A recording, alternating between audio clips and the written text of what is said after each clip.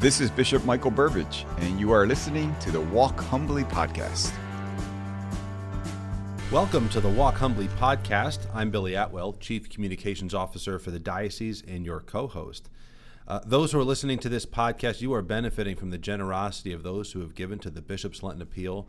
The BLA supports many ministries throughout the diocese, one of which is the Office of Communications here at the Chancery. So we want to thank those who have made this podcast possible.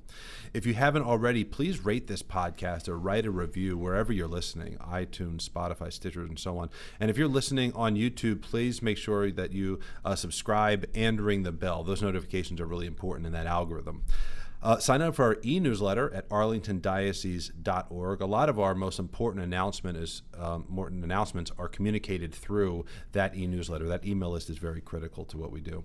Follow Bishop Burbidge on Twitter. More than 20,000 of you already do, at Bishop Burbidge, where every day you can read a short reflection on the gospel of that day. And make sure you're following the diocese on social media, Facebook, Instagram, and Twitter. If you have a question for Bishop Burbidge, please send it to info@arlingtondiocese.org. Or you can call us and leave a message at 703-831-7013. I welcome your host, Bishop Burbidge. Bishop, how are you doing? I am doing well, Billy. I hope all our listeners are doing well also. And the summer's moving quickly, so I hope our listeners and families are having some time for refreshment, some time together. We're recording this podcast as we honor St. Martha, and we know the famous line in the gospel when Jesus says to Martha, "Martha, you are anxious and worried about many things. Learn from Mary, come sit at my feet." And you know, I'm sure for our listeners, we all can resonate with that. We are anxious and worried about many things, maybe in our own families or personal situations. We're certainly worried and concerned about the issues that we see in our world and nation, and division and injustice. And so that's a reality for many of us. But what Jesus promises is that come sit at his feet. Allow that time each day to speak to the Lord, to listen to him. That's where, through his grace, anxiety and distress can and will be transformed into serenity and peace. So it's always that reminder the Lord gives us. It's a great gospel passage. I love it. It's just like, all right, just maybe a little less focus on the doing and a little bit more focus on the being. Right. And right. So it's a balance we all try to achieve in life, but always an encouragement that Jesus gives us on this Feast of St. Martha. Now, I don't know anyone with a more full schedule than you. Are you taking a break at some point? Well, yeah. But sometimes the best homilies you give are the ones you're preaching to yourself, right? I'll give a little time, sure. Good. Bishop, last Friday, Pope Francis issued a motu proprio. I'm not going to try for the Latin. I'm not good with that. But within that document, he created new limits on the traditional Latin Mass. Initially, you responded by allowing the Matin Mass to be celebrated kind of for the time being. Initially, it's just for that first weekend. But that you needed to look more into the document and to understand how it could be applied here in the diocese.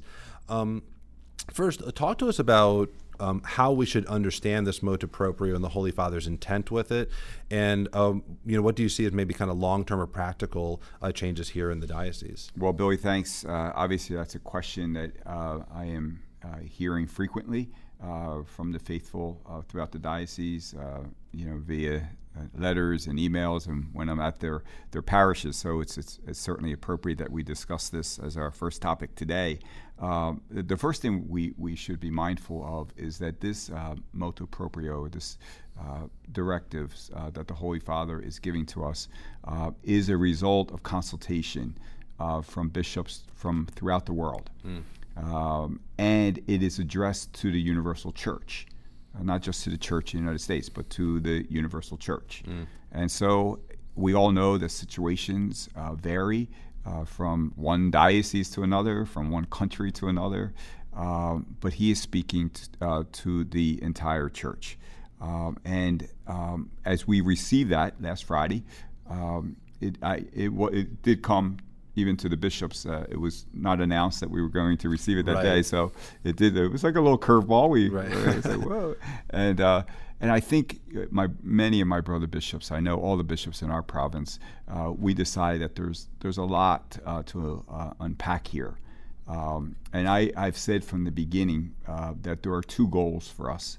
And the first goal is that I, as a bishop who pledged my loyalty to the Holy Father, and all of us as Catholics, we must be faithful to what the Holy Father is asking of us in this motu proprio, and trust that the Holy Spirit is leading and guiding him. The second goal is to try to be as generous as possible in allowing the celebration of the Mass in extraordinary form to continue in our diocese as the motu proprio allows. Because in our diocese, some of the concerns that are mentioned with the Holy Father have not been my experience. And so what we said now, you're correct, is that, okay, we are as bishops continuing to discern this, consult with each other, maybe get a little bit of guidance before we issue any further directives that will change anything right now. Yeah. And so that's what we're in the process of doing. So there's two goals. So I'm asking everyone to pray for wisdom for me, because that two goals have to meet, right? Do what the Holy Father says, pastorally be generous as possible, because I know that in our diocese, in the Diocese of Arlington, many people of our faithful are spiritually nourished by the celebration of the Mass in extraordinary form, and are in no way a cause of concern for me as a source of division, which the Holy Father warns. But we have to evaluate our situation and make sure that we are in tune with what the Holy Father is asking as we continue to move in this direction. So right now, nothing has changed. Prayers for guidance and wisdom, and above all, and I'm really stressing this wherever I'm preaching these days. It's actually the words of St. Paul that we heard last Sunday, to strive to preserve the unity that is ours. All right, so everyone has different thoughts and opinions and ideas on what the Holy Father has issued, but this is all about the Eucharist. Yeah. The Eucharist is the source of our unity as Catholic Christians.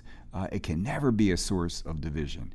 And so, dear friends, we really have to pray that we stay united as brothers and sisters in Christ, as God's family, that we do our part to preserve that harmony, even in the midst as we work through something here, an issue that needs our attention. Absolutely. There's obviously a community here in the diocese that is most directly impacted those who attend the Mass in the extraordinary form regularly. A lot of young families, a lot of young adults, and so on. What has been your experience with those who attend the traditional Latin Mass as you've gone to different parishes that offer it? Right. I think that you're right. It's sometimes people think that this is for the age group that knew that form of the Mass, but it's the opposite, for the most part. Right. It is mostly young families who attend also Mass in the ordinary form. Right. Sometimes, and what I hear is this there is a sense of awe and wonder that is deep within them. With the Eucharist. In other words, it's leading them to a deeper reverence and devotion of the Holy Eucharist. It's strengthening, their love for Christ in the Eucharist. But they're often very, very much part of the parish community, active and involved and helping in every way. But again, it's a time to step back and to reflect on, what the Holy Father is saying, to evaluate carefully, and to make sure that, we are being faithful. But I have my loyalty to the Holy Father. I have my pastoral concern of the faithful of this flock, and I will, God willing, receive the guidance that will allow me to do both. Well, you can be assured of our prayers in that process. It can't be an easy one. Well, thank you for that. It's hard to believe, but despite the long-standing, 45 years now, bipartisan tradition in our country of deciding not to provide federal funding for abortion, Congress is looking to change that. And we've seen, flags raised from different advocates in D.C. and certainly from our own Virginia Catholic Conference. Jeff Caruso has been warning about this, that billions of dollars in tax money could be spent to fund abortions.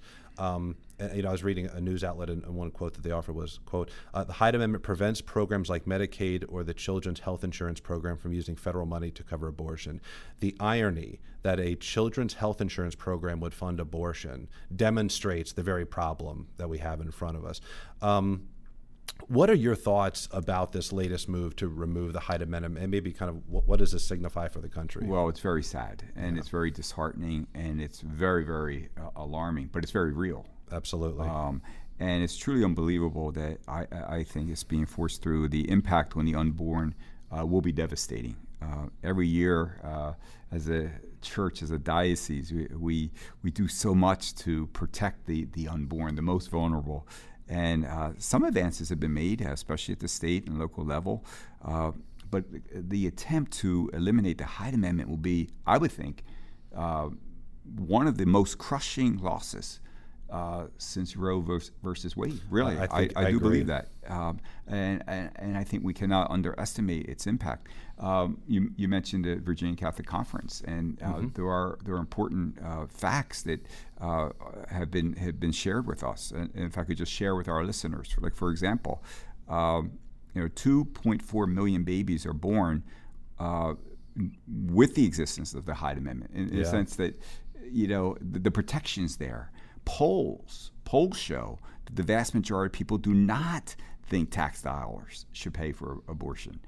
The Hyde Amendment has been supported along bipartisan lines, something rare these days, right. Since its inception in 1976.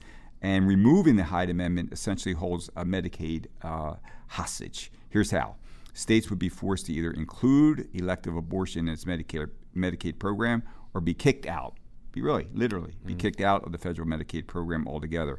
So terribly unjust, should be resisted at every turn. And we, as I always say to our faithful, we have to let our voices be heard. And that, again, go to Virginia Catholic Conference. We make that easy to reach elected officials and let that voice be heard.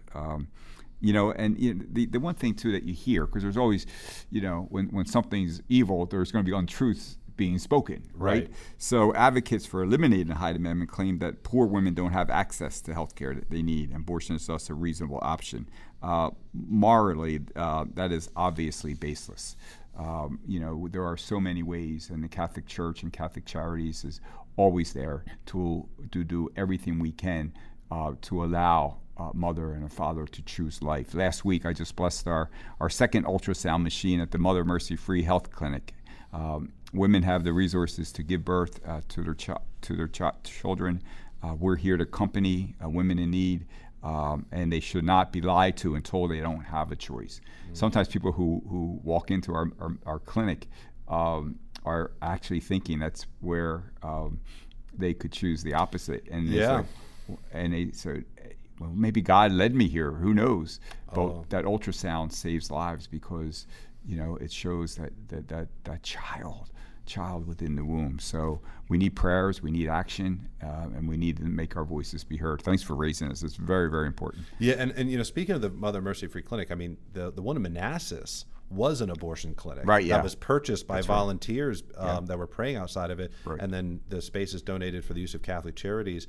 They're always looking for help. If you're a medical professional, if you're a nurse, or you've got experience in that world, certainly if you're a doctor or an OB, please go to ccda.net. They're always looking for volunteers. But if you want to help advocate on this issue, go to vacatholic.org. You can learn more. You can also contact your senators and or congressman or woman. There's also a petition there that you can sign But, like I mentioned with the diocesan email being kind of the head of the spear for a lot of our important communications, if you want to know about these things the minute they're happening, you need to sign up for the VCC email update. So it's the Virginia Catholic Conference update, vacatholic.org. Jeff Caruso does a great job at making sure you're notified, but he's also not spamming your inbox. You're not getting 6 emails a week. Yeah. You're getting them when you need them, when it's really important. Jeff is there, and he's going to make you That's what I like about the VCC Catholic. We're not overburdening people with information. Absolutely. To sign that petition, you can go to notaxpayerabortion.com, and we need to encourage our friends to do this too. This can't just be us. We need to be sharing this on social media, making sure people are aware. As Bishop Burbidge said, most people do not support federally funding abortion, even if they maybe support abortion. Yeah. So we're not alone on this, and we've got to be out there. And we mentioned the Mother Mercy Clinic. It's the free health clinic. Right. Because of the great generosity of our people, especially towards our Catholic charities, we're able to provide that free health care. And through the generosity and dedication of the nurses and doctors who volunteer their time and expertise. Absolutely. And those who give to the Catholic charities and the BLA, thank you again. Bishop, in a past podcast, you mentioned 2 important initiatives that are going to be launched this fall, a strategic plan for the diocese, and then a 3-year preparatory period for our 50th anniversary, our Jubilee celebration. Where do those initiatives stand at the moment? Yeah, and I met with all the priests at the end of June to make sure they were all updated before we go public with both these initiatives. But the strategic plan is for our diocese, is a result of many listening sessions, surveys, meeting with groups to say, as we move forward in the future for the next 3 to 5 years, what are our priorities as a diocese? I always say that, we can't do everything. And so you need a strategic plan to do, okay, these are the priorities. And because what we do, we want to do well. But that's a broad consultation. This is our diocese. We are blessed with so many faithful who are such a part of our diocese and want to help us move forward. So I've been so grateful for the feedback we receive. So we're going to be coming out most likely in early September, showing the faithful the results of our strategic plan with basically 6 pillars and about 5 action items under each one. And then we begin the actual work of implementing it. The one thing I've said about our strategic plan, I know there's a lot of professionals and educators and people out there who are participating in strategic plans, like I have throughout my education career in a sense. And sometimes they just become this binder that sits on a shelf. Ours is very realistic. It's not going to overwhelm anything, and it's a workbook. It's a working document, and it's going to guide our decisions, how we use our resources and finances moving forward. It's exciting, and it shows that we have a bright future, but we have a lot of work to do. My team actually got an introduction to it yesterday, so at the Office of Communications and the Arlington Catholic Herald by Ward Jones. And yeah, the goals are very realistic. The other thing I noticed was pretty much every goal is accessible to the faithful. These are not things that just kind of get done by people up in an office building somewhere, or maybe even just in a parish office. These are very real goals that the faithful kind of need to participate in for it to be successful. So no matter what you're interested in participating in, like it's Mother Mercy Free Clinic or something entirely different, there's going to be something in this plan that you're probably going to want to grab onto and participate with at your parish level. Yeah, and as I emphasize with the priests, this is not the strategic plan for the diocesan office center. This is a strategic plan for the diocese and for our parishes and institutions. And that's what a strategic plan does, right? It gets everyone rowing together so that we go in the right direction. Yeah. And it fosters our unity. So we're teasing everyone here with what those pillars are and all that. But we're working on a really clear and kind of a vibrant presentation to share with all the faithful. And we'll do that through our podcast, our social media, our diocesan newspaper, all those kind of things. Yeah, very good. And then for the Jubilee. Jubilee's exciting, right? We're getting ready to be 50 years. That's wild. 50 years as a diocese. I remember the announcement of Bishop Welsh as the new bishop of the new diocese, the Diocese of Arlington. Wow. Bishop Welsh and I, amazingly, have things in common. We were both assigned to the Archdiocese of Philadelphia. We were both auxiliary bishops, in the Archdiocese of Philadelphia. We're both rectors of St. Charles Seminary. Oh, wow. Isn't that incredible? Interesting. I know. And so it's almost as if your placement here is providential. I know. I asked for his guidance many times. And so we're still, and he, as I always said, he got the diocese off. He gave us a solid foundation. He knew that we had to be built upon prayer and trust in the diocese to our Blessed Mother, and a focus on the Holy Eucharist and working for vocations and holy families. So he laid a great foundation, and of course, my predecessors built upon that. And now it's our time, everyone. I don't know. It's in God's plan that it's now I'm the bishop, and you're all part of this diocese, however you got here. And this is our privileged moment in time. So we're going to celebrate our history. We're going to prepare. I don't want it just to be like, okay, here it is 2024, let's have a mass and a celebration. Let's begin to prepare for that. So we're going to have 3 years.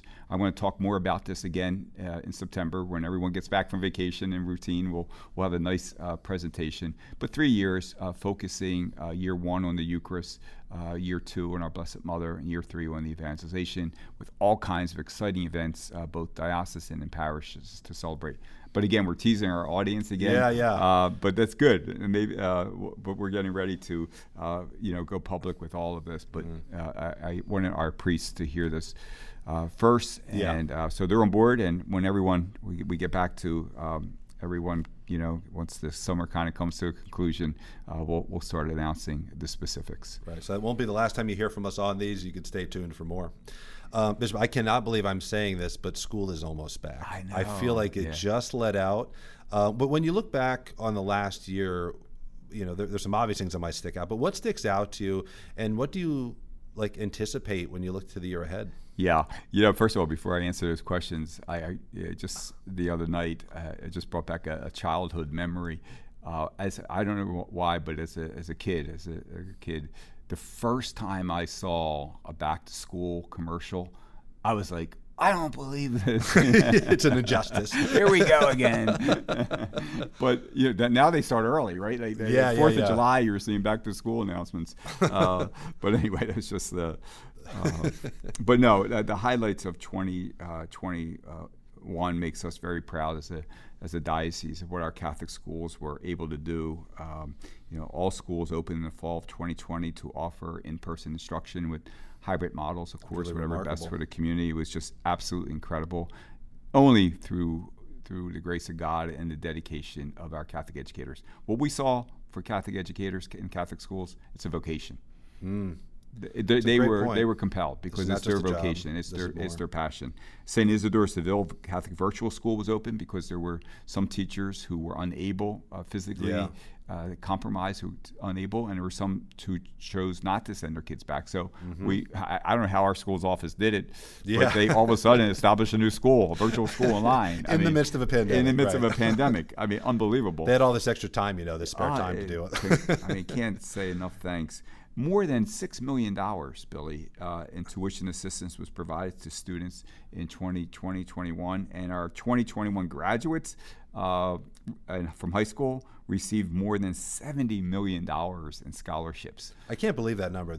It's almost hard to believe. Well, you know what it highlights? It highlights that what we're known for is our strong Catholic identity, but also excellence in education. Absolutely. Like, our schools are excellent. They prepare the young people for the future. Look at that. Look how amazing. That's an amazing number. So looking at 2021, 22, preliminary information indicates an increase in enrollment over the previous 5 years for fall of 2021, with a large number in waiting lists in most of our schools. The schools are in consultations with our Office of Catholic Schools, as we will continue to take guidance offered by the Commonwealth and the CDC, and input from stakeholders as we develop our reopening plans for the fall. And as you know, we did that throughout last year, and we also have our own team of great experts in healthcare and beyond, who helped us to implement protocols throughout our schools and dioceses. Our priority is to keep our children safe and healthy, but to get them back, they have to be in school, they have to be in communion. It's too risky to allow that distance and for their own physical, emotional well-being. But again, we will do so in a safe and healthy way. That's always been a priority, and we have the protocols in place to do so. Incredibly proud of our school leaders. They had to be flexible throughout the year, but their protocols worked, and we'll continue, God willing, to be vibrant in our schools and help our parents in the faith formation and education of their children. Yeah, that was definitely a banner year for them. Certainly a challenging one. But all right, we have a couple questions from the faithful. The first one, you kind of addressed this actually in that first segment, but if you would maybe address it more specifically. Do you find the Latin Mass to be divisive?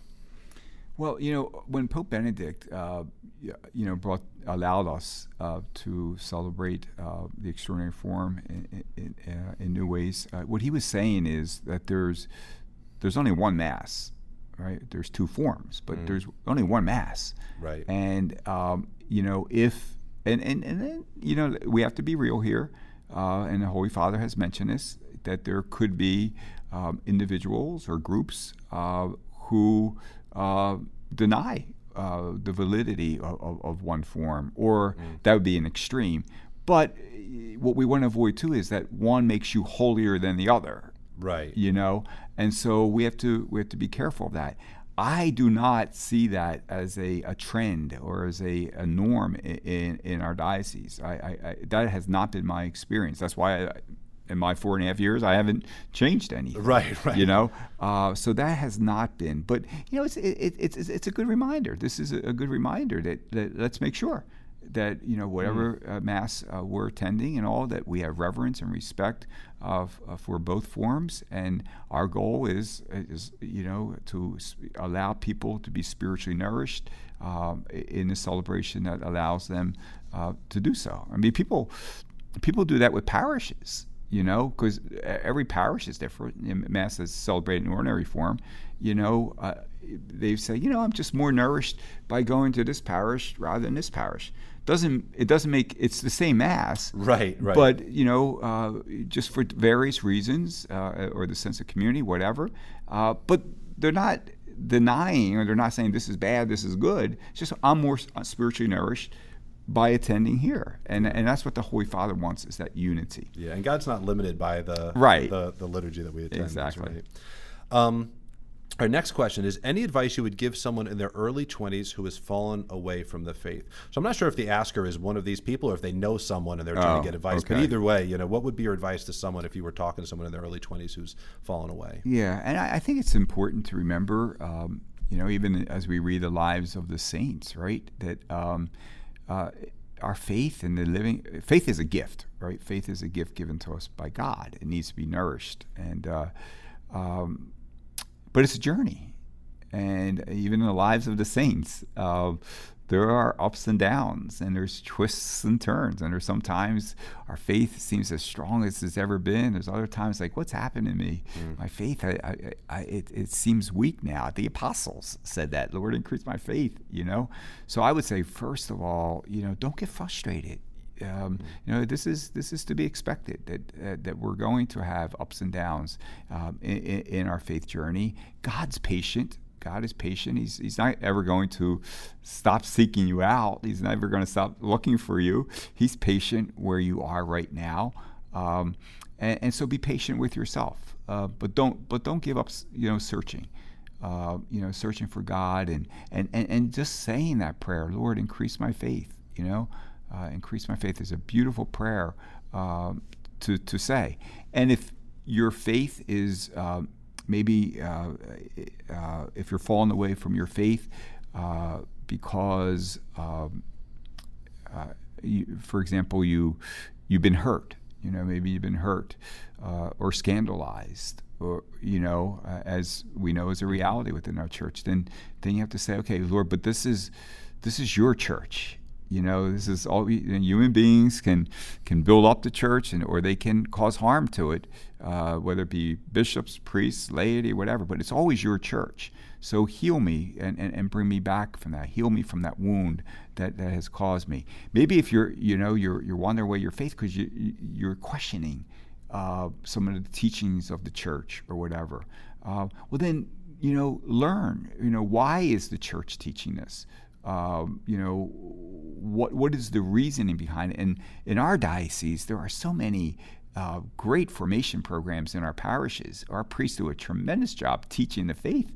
So get involved or go or attend one of those sessions that you're not falling away from your faith. Maybe it's because you don't understand completely what is being said. So ask the questions. There's nothing wrong with asking questions about, well, why is the church? What do we mean by this? That's a good thing. That means your faith is alive. Yeah. So if there are the reasons you're falling away, there's definitely things we can do about that. If you're falling away because you're for some reason at this moment in your life, you're just being attracted to the promises that the world is offering, and ask if it's making you more happy. Are you feel more fulfilled? Moving away from what the Lord is asking, His commands, is that bringing you the life, the fulfillment? I doubt it very much, because that's only found in Christ. So be patient with yourself, and just know that God never abandons you. And those seeds that have been planted, maybe through your parents and grandparents, they're gonna bear fruit. And when you're ready to return, your church is ready to welcome you back, and God's ready to embrace you in His mercy and in His love. That's wonderful. Thank you. All right, I'm gonna throw you a curveball here, but I have one extra question I want to add at the end. What is a personal prayer intention that people could pray for that you have between now and the next podcast? Yeah, thanks, Billy. Thanks for asking that. Yeah, I think for that wisdom that we need for the two topics that we discussed today, the motu proprio and the best way of opening our schools. I would ask them to also pray for our seminarians who are preparing to return to the seminary. With great news that we have 10 new men entering the seminary this year, which gives us 50 seminarians. Wow. And again, as I always say, it's not about the number. These are quality men, and most of them have been assigned in the summer to our parishes. And I'm hearing so many great things about their presence in our community. So it gives us great hope for the future. Of our diocese, and to pray for the unity that must be ours as brothers and sisters in Christ, as members of His holy family, and let's pray for each other that we will continue to walk humbly with our God. Thank you for listening to the Walk Humbly podcast. Make sure you check out more episodes on iTunes, Google Play, Stitcher, and Spotify. You can follow me on Twitter at Bishop Burbidge, where I offer gospel reflections each morning and share photos and updates of what is going on in the Diocese of Arlington. Stay up to date with news, event information, and inspirational content by subscribing to our e-newsletter at arlingtondiocese.org.